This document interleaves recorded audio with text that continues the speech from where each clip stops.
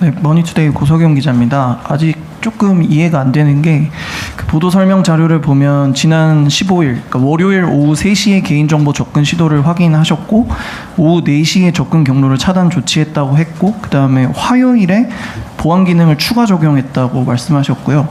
근데 18일인 목요일에 피해자에게 사실을 통보했습니다. 인지하고 나서 통보하는 데까지 시간이 약 68시간 정도 걸린 셈인데요.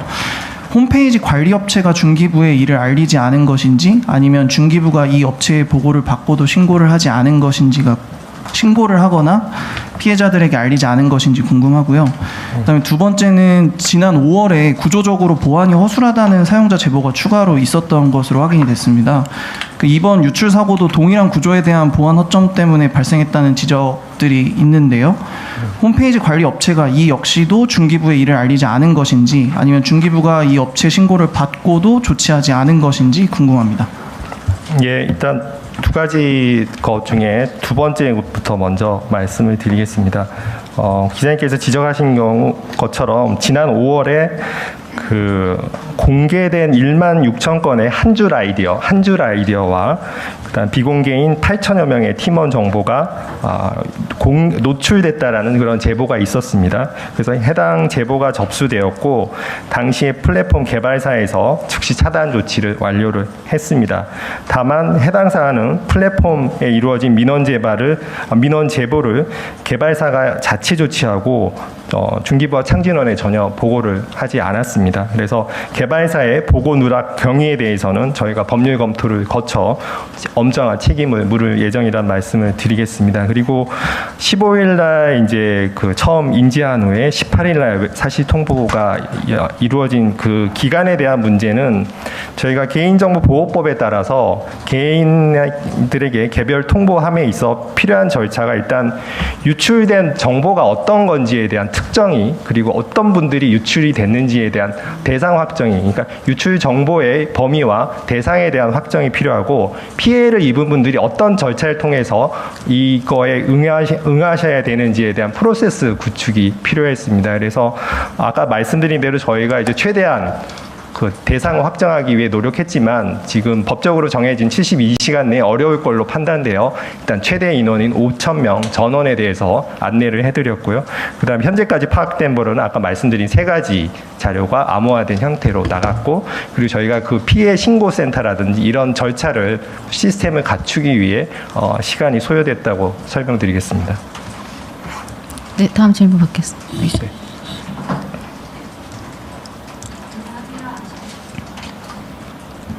안녕하세요. 아시아경제 이서희 기자입니다. 네, 이번 유출된 정보에 아이디어에 대한 심사평도 포함된 것으로 알고 있는데요. 그 해당 심사평을 활용해서 이걸 약간 변형해서 다음 사업에 지원하는 경우도 그럴 위험성도 있다고 생각을 하는데 이런 경우에 대해서는 어떻게 관리하실 생각인지 여쭤보고 싶습니다. 네, 말씀하신 대로 심사평 자체가 유출된 거에 대해서 굉장히 저희가 엄중하게 인식하고 있다는 말씀드리고요. 아까 말씀드린 대로 결국은 영업비밀 원본 증명을 통해 해당 그 아이디어의 소유주를 분명하게 확정을 해드릴 예정이고 1차 때 저희가 이제 확보한 데이터베이스가 있기 때문에 2기 때 다소 약간의 변형을 통해서 신청하신 경우는 저희가 충분히 선별할 수 있도록 그런 심사 체계를 구축하도록 하겠습니다. 네, 다음 쪽에. 안녕하세요. 매일일보 오신혜 기자입니다. 네. 방금 영업 비밀 원본 증명과 기술 임치 지원을 해주신다고 하셨는데 저는 이것만으로 좀 충분한가라는 생각이 들었던 게, 그러니까 기술 임치 같은 경우에는 공공기관에 내 기술을 이제 임치해놓고 이제 정부가 인정을 해주는 거잖아요. 먼저 아이디어를 냈었다고. 그렇습니다. 그런데 이제 아시겠지만 아이디어 같은 경우에는 이제 비슷한 시기에 두 가지가 나올 수 있어서 내가 이거를 유출해서 본 게 아니다라고 이제 한쪽이 주장을 해서 소송전까지 갈 수도 있는 상황인데, 근데 아시겠지만 스타트업들은 이제 소송전으로 가면 실질적으로 적기에 시장에 진출을 못해서 결국에는 사업을 하기가 어려워지는데 중기부가 이런 문제까지 어떻게 해결을 해주실지가 첫 번째로 궁금하고요. 네. 그리고 두 번째가 지금 아이디어 보호에 대한 내용은 굉장히 많이 말씀을 하셨는데 결국엔 이게 정보가 유출된 거잖아요. 네. 근데 이 정보에 대해서 뭐 영업적인 접근이라든지 이런 부분은 어떻게 해결하실지에 대한 내용은 없는 것 같아서, 왜냐면 저는 이게 브로커 브로커랑도 나중에 연결이 될 가능성이 있다고 생각을 하거든요.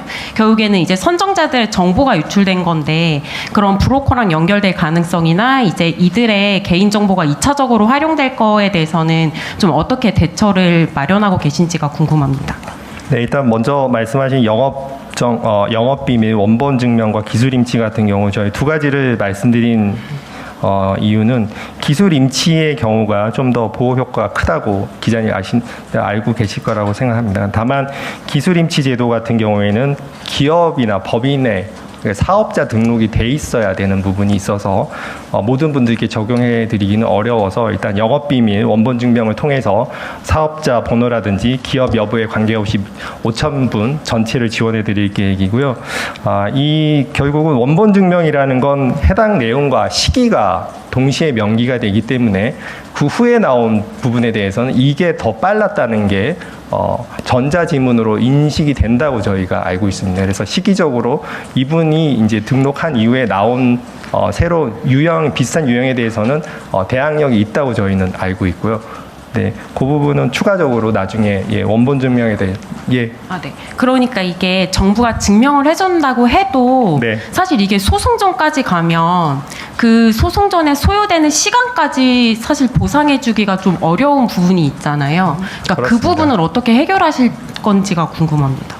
아까 그래서 말씀드린 대로 저희가 기술피해 신고센터를 통해서 만약에 그런 부분이 피해가 확정이 돼서 소송까지 가게 되면 저희가 기술피해, 기술 침해에 대한 또 소송 지원 또 사업이 있지 않습니까? 그런 사업으로 연결해 드리도록 하고요. 다만 현 단계에서 그러면 이제 뭐 아시겠지만 기술 침해에 대한 정부의 지원 사업들은 이미 존재하고 있고 적용이 되고 있기 때문에 그 사업과 연결해 드릴 수가 있다는 점하고 그런 것들을 스타트업들이 전부 알아서 하시기는 힘들기 때문에 아까 스타트업 원스톱 지원 센터를 통해 법률 전문가들이 직접 오프라인으로 상담을 하고 필요한 경우에는 전문 서비스까지 연결해 드리던 그런 프로세스로 진행하려고 합니다. 그리고 지금 근본 이제 정보 유출에 따른 브로커 연계 뭐 이런 부작용 우려하신 부분은 저희도 전적으로 공감하고요. 그런 저희가 제3자 부당 개입에 대한 그런 각종 조사와 법적 기반 마련을 추진하고 있습니다. 그 부분도 좀 연결해서 근본 정보 유출이 브로커 활동으로 연계되지 않도록 철저하게 대응하겠습니다.